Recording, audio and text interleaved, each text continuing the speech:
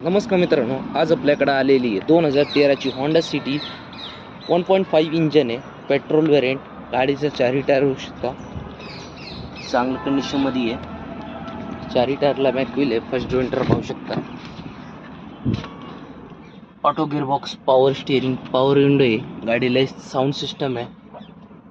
गाडीचं किलोमीटर झालेलं आहे 88,000. बॅक जोइंटर पाहू शकता.